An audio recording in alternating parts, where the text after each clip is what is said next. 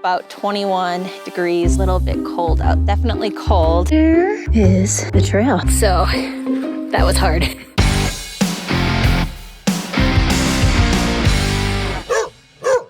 Hey everyone, so as you can probably see, it's a little bit cold outside and I kind of feel like a big baby because I think it's only about 35 degrees, but it is windy. So that's probably the biggest thing, is that it is windy. I'm kind of at the top of a ridge line at Staunton State Park tonight. I'm just trying to warm up with some tea while my dinner is cooking in my new DIY neoprene food cozy or koozie. So I will show you what I'm having for dinner in a little bit once that's done. But first, the tea. Oh, that's good. Yeah, so I've been here because I was shooting some B-roll for some of the tents I'm looking at, potentially returning to for various reasons, which you'll find out later. But I'm actually really excited because I went to Walmart yesterday and I saw these things called O-meals, and they are hot. Well, this one at least is a hot dessert, and it's a s'mores cookie. So basically it steams the cookie in there. I think it's gonna be good for tonight just to be able to warm up a bit. It is supposed to get into the 20s tonight, which is completely doable for me. But usually when that's happened, it started warm and then it got cold, so I was able to get to camp quickly enough. But tonight it was kind of started cold and it's just gonna get a little bit colder. So anyways, we'll wait for this meal to cook and see what's going to be delicious for dinner tonight. So just wanted to give you a quick tour of our campsite, complete with doggy. It's actually kind of cool. It's the last campsite in the Spruce Loop in Staunton State Park, but it has this ledge here. So you're up on this rock ridge line here, and then you've got some boulders that maybe we'll go take a view later. And then I like this campground because it does have bear boxes. But that's sort of the view walking into the campsite. Pretty private too. All right, let's walk up here and see what we got.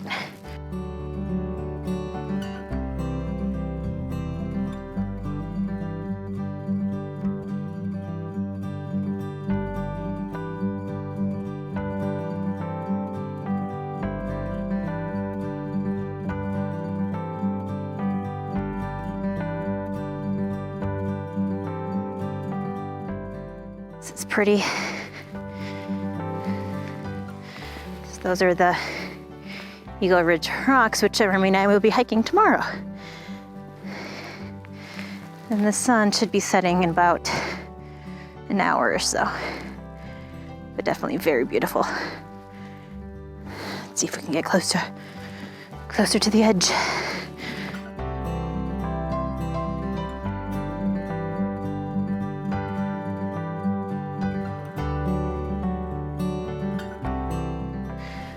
Awesome. There it is. So if you do come and you're in campsite 19, this is what you get.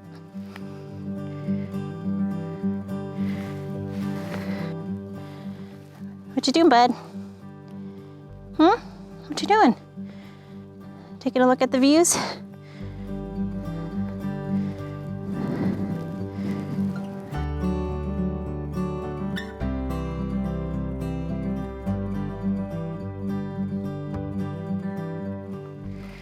All right, so I actually decided to come back out on this rock ledge because one, I think I want to see the sunset, and two, because the sun is on this side, it's a lot warmer out here and the wind is kind of blocked.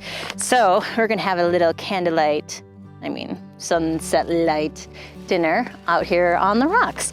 So for tonight for dinner, we've got the Wild Zora savory chicken. So this has chicken, mushrooms, broccoli, and spinach. It smells really good, so I hope it tastes just as good, and it has 41 grams of protein. These guys are based out of Loveland, Colorado, so I do love supporting Colorado companies, as well as they tend to put the instructions on the back at altitude, or elevation actually, because I'm not at altitude, I'm at elevation. And so it's just a lot easier to cook these meals. One thing to keep in mind if you're coming to Colorado to backpack or camp and you're using these types of meals, whoa, Remy, hi Rem. Hi.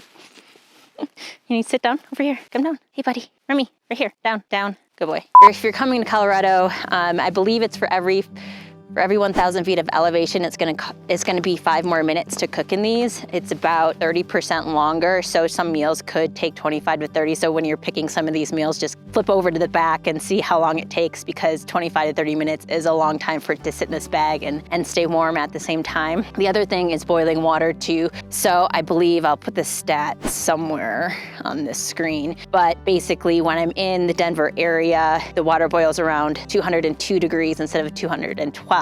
Which is typical. And so things will not get as hot to be able to cook that as quickly. Right now I'm at about 8,500 feet, so I think it's about 198 degrees. So that's just one thing to keep in mind too. Not only does it take longer to cook, your water's not gonna be as hot as well. Anyways, let's see how it tastes. Oh, I'm checking out this type of utensil. It's like a spork knife spoon to see how I like it versus the long handle. Everyone always raves about the long handle, so I jumped on that bandwagon and got a long handle, but I kind of like having the option of a fork as well, because I've definitely had meals where I wish I had a fork instead of just a spoon. So, all right, you want to see how this, ooh, steamy. Let's see, that's what it looks like. Let's see how it tastes. And if I actually cooked it all the way. That is so good. You can't even tell it's been rehydrated. Like the chicken, not that kind of crunchy, gross tasting chicken. It tastes like a rotisserie chicken. A+. And it's low carb for those, ooh, maybe not. Thought it would be low carb. What's making it not low carb? Oh, sweet potatoes. But it is 1 serving, which I like, because if I have to get the ones that are 2 servings, it's just a pain in the butt to try to repackage it and figure out when I'm gonna use it next before it starts collecting moisture and everything. Good, definitely recommend. So I want to stand or sit a little corrected. The carb count for a backpacking meal is low. So if you're doing something keto and you're removing the fiber carb count, it's gonna be 22 grams of carbs. I'm guessing primarily coming from the sweet potato in this meal, which for me is low carb for a backpacking meal if I can get anywhere between 20 and 30 grams per serving. So I'm actually enjoying my now sleepy time tea, watching the sunset and trying to create a time lapse with my other phone. The phone I have now is my really old iPhone, so we'll see how this goes when I transfer to video. But yeah, we're just gonna finish up this time lapse here. Enjoy your last cup of hot tea. Boil some water for our hydro pack tonight. So tonight I do have a new colder weather sleep system. So I was able to find a EXPED DownMat XL DownMat. It's the HL medium. So I found it on the used REI gear site for $100, which normally it's well over $200 and they're kind of hard to find. Has an R value of 7.1, I believe, with the new rating system. So with that, I actually did not have to bring an additional sleeping pad to cover the ground. I'm just gonna try to see if that 7.1 works, which it should, because even with my previous sleeping pad and or the foam sleeping pad and then the air sleeping pad, I was only at about a 4.5, and I definitely have been below freezing in that. And then my previous down sleeping bag was only a 25 degree, and I did get a new Feathered Friend sleeping bag. Which one did I get? I got it's a YF, I think. Something Y, so let's try this again. So I did get the YF Egret 20 degree sleeping bag. And so that has like a 900 downfill. And so it should be warmer than my previous sleeping bag. So we're gonna test it out and see how it goes. And I also had an extra Mylar bag and decided that maybe I'll put that cube that steamed those cookies in the Mylar bag and then stick it in the foot box of my sleeping bag. So that is hopefully staying warm and warming up that foot box. And then I've got the boiling water for the Hydro Pack to also keep warm. And then hopefully my new sleep system will allow me to stay warm through the night. And we'll see. I mean, it's not going to get to like 0 degrees or anything. So if it's in the 20s, I should be plenty of warm for the night. But luckily the wind has definitely died down. Just wanted to show you guys this too. This is my campsite. Very good. Let's see where we got Remy. Hey Rem, what are you doing? You like our campsite?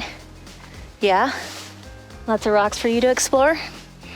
So anyways, don't know where I was, but that's what I'm gonna do. Go to bed and then wake up in the morning and hike about 8.7 miles. I am gonna try to carry a fuller pack just to add weight when I'm hiking to get ready for the Colorado Trail. So this should be sort of a training hike, 8.5, I think it's actually like 8.7 miles with about a 20-ish pound pack. So that should be good exercise for my hips and my quads. Yeah, when I see you guys in the morning, I will definitely give a breakdown of the elevation gain and the length and what we're gonna see. I've done this loop several times, so at least I know what to expect and where the water sources are, so I don't have to carry as much water as I usually do. So I'm pretty confident they will be flowing here in this park. All right, have a good night, you guys.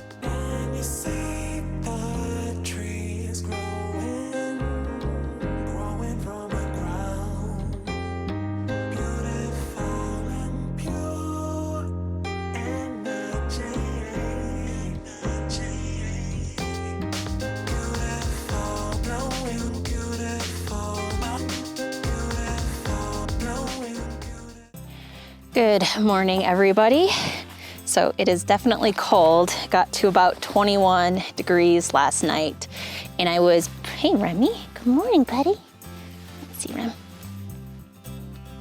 Remy, say good morning. Good morning. Yeah, I think he just wants my eggs I'm about to make.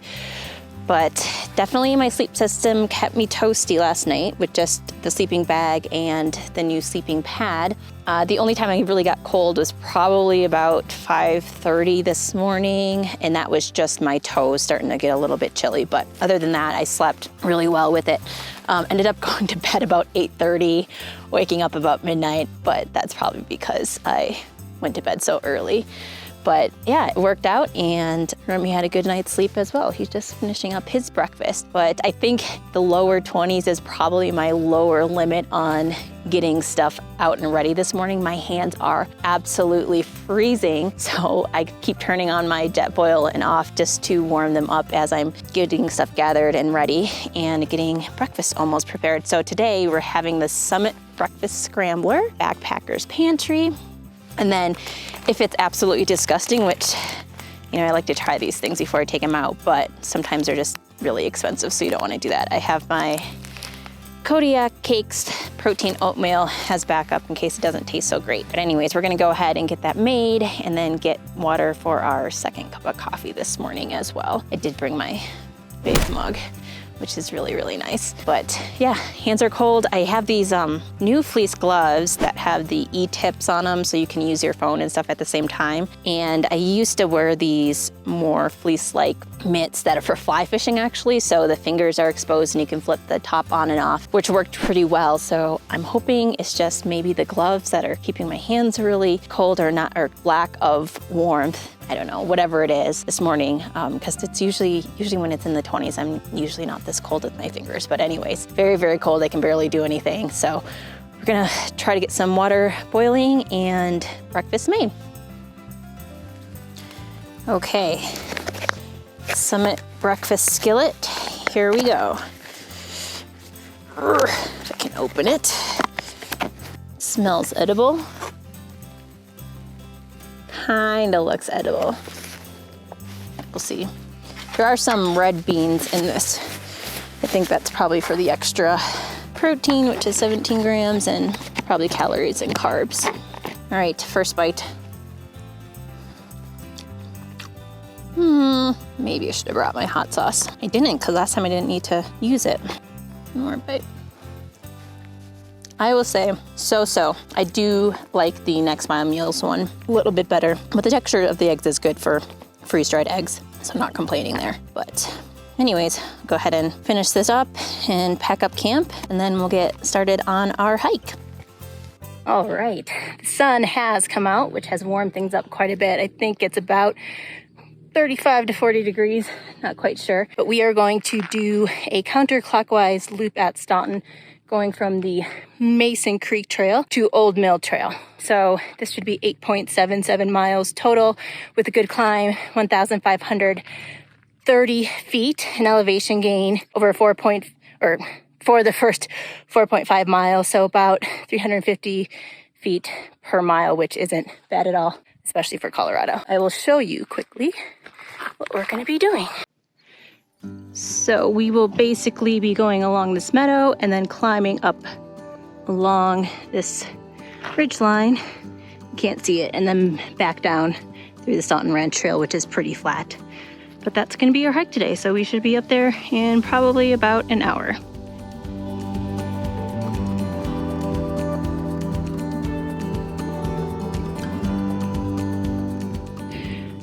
So we've only gone about 0.6 miles, but a lot of this trail right now, just because we're climbing up and we're near the creek, is some packed ice.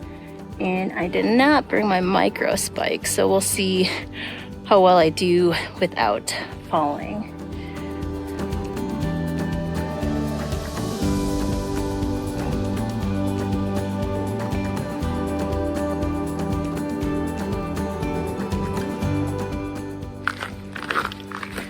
So that was hard.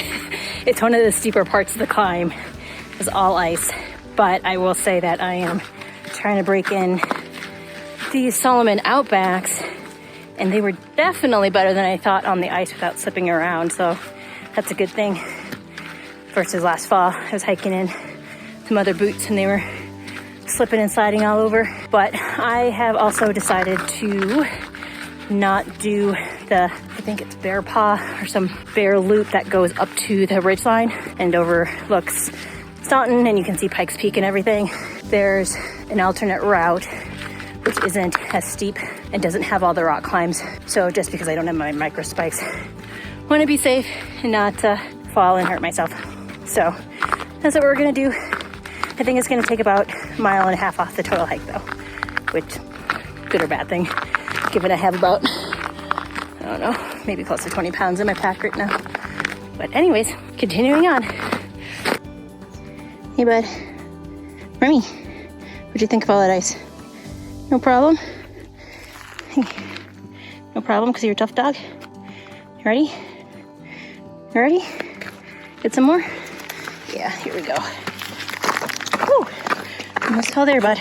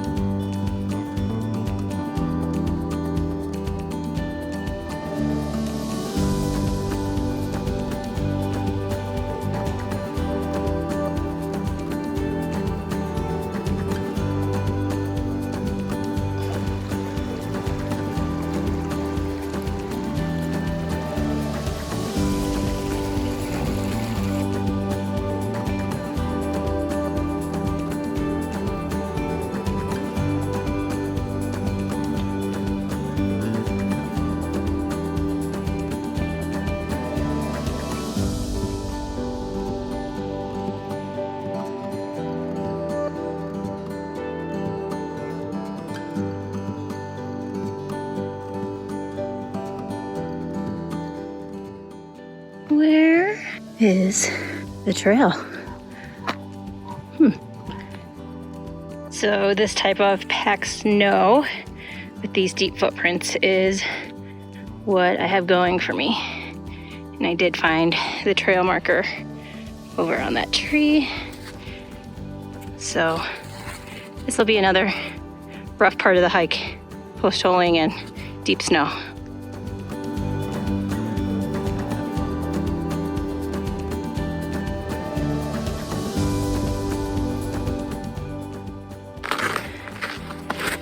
So I will say one good thing about all this snow and ice is that I've seen zero mountain bikers, usually in late spring and throughout the summer. Mountain bikers every couple minutes. So it does take me a little bit longer, even though I can go at a faster pace, but just because I have to pull out, sorry, kind of out of breath, pull out with the Remy so they can pass. So that is kind of nice. I can have one thing fewer, one thing less to worry about, less fewer. I don't know, maybe I'll put the proper grammar on the screen, but maybe not, because I don't care.